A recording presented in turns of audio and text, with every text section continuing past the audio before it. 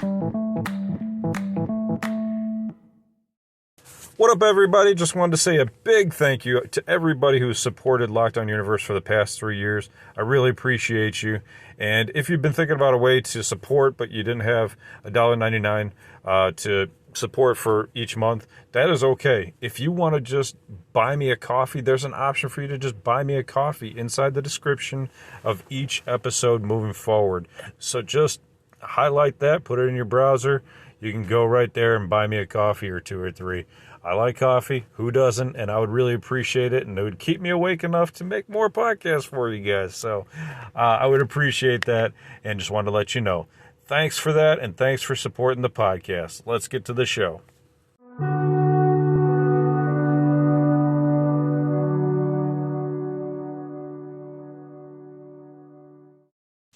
What up, what up, what up? Welcome back to Lockdown Universe, home of the bizarre, peculiar, and unheard of stories of UFO legend and paranormal lore. Welcome back, welcome back.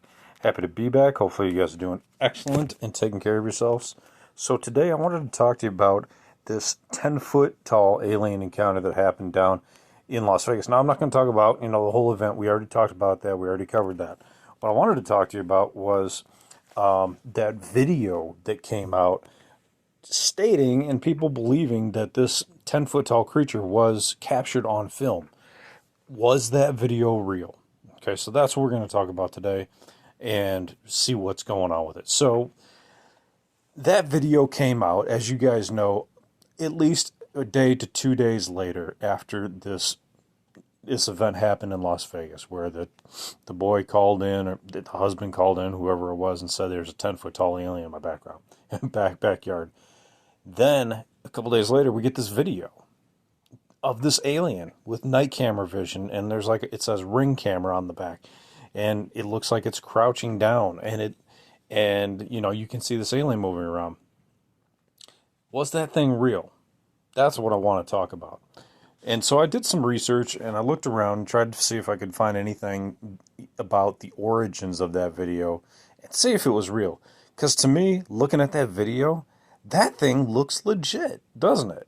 It looks like a real freaking alien, and it has the proportions of those characters in Avatar, right? Where it's it looks like it has super long arms, where it could be 10 feet tall. It looks like it has long legs, like it could be 10 feet tall, and it makes sense, right? Those guys said the aliens in my backyard are 8 to 10 feet tall, so it all kind of comes together and makes sense. However, when you do a little bit of research, you find that there's a couple articles, and the one I found on Newsweek.com, which may or may not be, the truth. This is the era of anybody can write anything, right? However, they state that there was this video, and this particular video, the alien video, not the boys being videotaped by the cops and all that. I'm talking about the alien crouching down in the supposed backyard. The alien video actually came out a couple days, or actually a month before that. It was on 5/26/2023, and Newsweek states that the alien in the viral night mode camera footage is certainly a hoax. That's what they say. So it says, firstly, the video appears to be intercut with genuine audio recorded via the police body cam and the officers investigating the property. Well, a lot of times people overlay audio with video. That doesn't really bother me. What throws up red flags is that the date was off on the video. So that video, the original video, has a date of 2023-05 for the month of May-26, which doesn't cohere with the timeline, okay? It directly conflicts with the police's time frame, and the incident featured in the report occurred about a month prior. The other thing is, and the most important aspect is, the clip is not real because it's a digital creation. A digital creation. Now, why do they say that? Well, let's take a look. It was posted earlier on Friday, June 9th, okay, by a visual effects artist with the TikTok handle Owl Tree Stump. Okay, Owl Tree Stump, that's what it is. And it says that it has hashtags of CGI and Blender 3D on it. Okay, So the issue there is that the person that created it is basically saying, I created this with CGI and the software Blender 3D. And that's a reference to an open source computer graphics software used to create the video. The TikTok video received about 64,000 total engagements and a fraction of the numbers received by the offshoot viral videos. So apparently somebody laid claim to this video stating that they created it, Blender 3D CGI. Now, could somebody have just taken the blame for this? Sure. They could have said, hey, yeah, I made it. Meanwhile, it could still be real. It could still be real, couldn't it? The beautiful thing about the deep state is that they can have anybody say that they made it. And I know this is kind of like going far out, but hear me out. We already have deep fake technology, right? If you ever look at just type in, you might not have seen this yet, type in deep fake Tom Cruise. There's a guy out there making videos of himself, pretending to be Tom Cruise on the golf course, falling over things, just doing goofy things. And he has Tom Cruise's exact face on him, okay? That's how far we've come. They've started to do it with Arnold Schwarzenegger, too. So if we can do it, the government could do it 50 years ago, and they could have made videos about, people making stuff up all the time. So is it possible that they could have said, hey, somebody made up this video and, took the blame for it? And it doesn't even have to be a real person. It could be a person that they made up with their own video technology.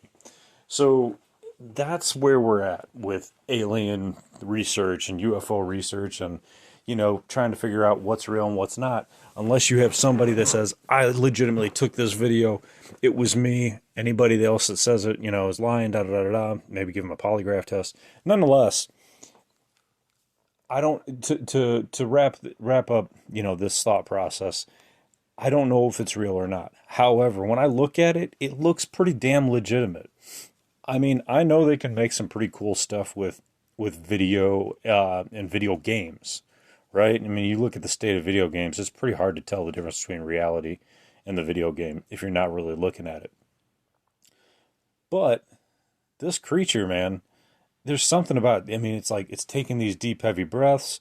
It's got a tail, which is interesting. You would think that the tail would not exist anymore on a creature if it's evolved for, millions of years. It seems like that would have, fallen off over time.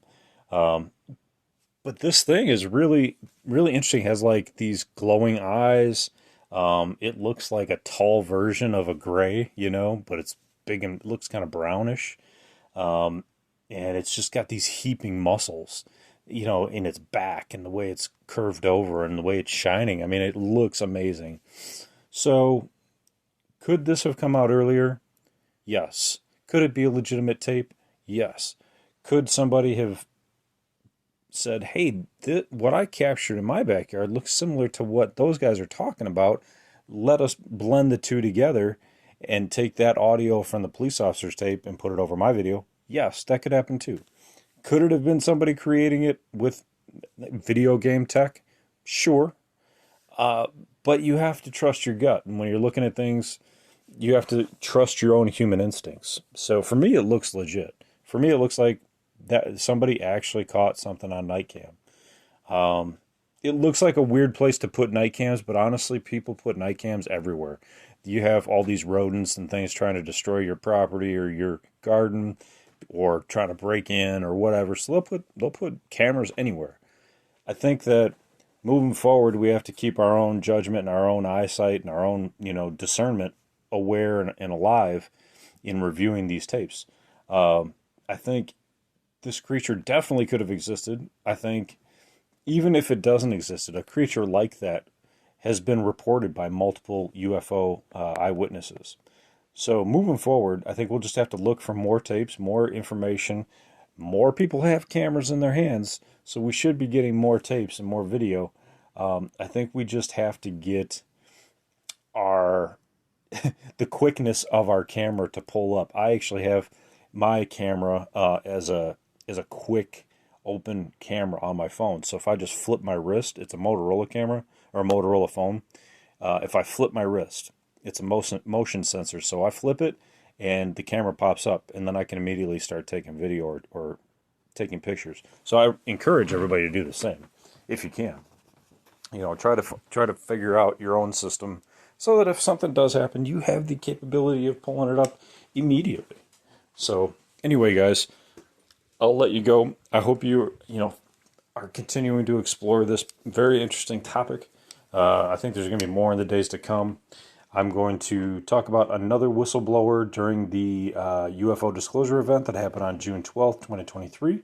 Hopefully I'll be able to record that tonight, and it's just another fascinating case, and we have to look at these things. You know, these are stories by whistleblowers that are truly fascinating and really enlightening to us, and these guys are putting their lives on the line, coming out and talking about it.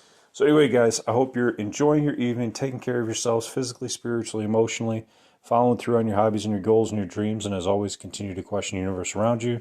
Until next time, guys, take care. Lockdown Universe out.